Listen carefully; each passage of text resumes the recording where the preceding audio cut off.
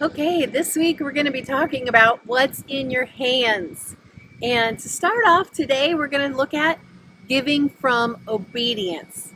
And if you're like me, when you think about giving from obedience, the first person that comes into my mind is Abraham. Yes, God told him he was going to have a son, and he waited and waited and waited for years to have that son. Then he had Isaac, and a couple 10, 20, 30 years later, God says, I want you to offer your only son, Isaac. Oh, God. Okay, we're going to come back to that. Let's look at Mark 11. Jesus sent the disciples and he said, there's a man and he has donkeys. Tell him that the master has need of them and he's going to give you a donkey. So this man raises donkeys, and here come the disciples and say, Master has need of one. He gives them a donkey. Okay, let's look on. Matthew 21. Peter's been out fishing. He hasn't caught anything.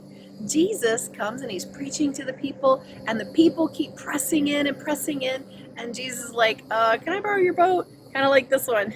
He just like steps in, pushes off from the shore, and preaches to the people. Now, what do we see in common with these?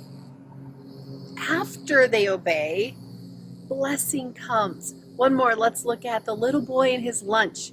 The disciples are supposed to go find food for 5,000 plus people. More like 25,000 when you include wives and kids, right? And they come to this little boy and his lunch, and they're like, can we have your lunch? Okay. His mom packed him that lunch. You know what, though? Each one of these situations, after they give, you see the multiplication come. What do we see in common? They don't ask a bunch of questions. They're not saying, why? What about me? What about my lunch? What about my boat?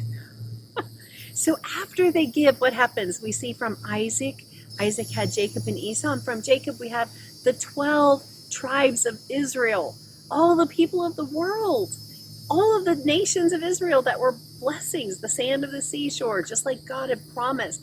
And we see Peter, and it says that afterwards Jesus said, go launch out into the deep. And he said, I haven't caught anything. He said, try again. And he catches a boatload full of fish.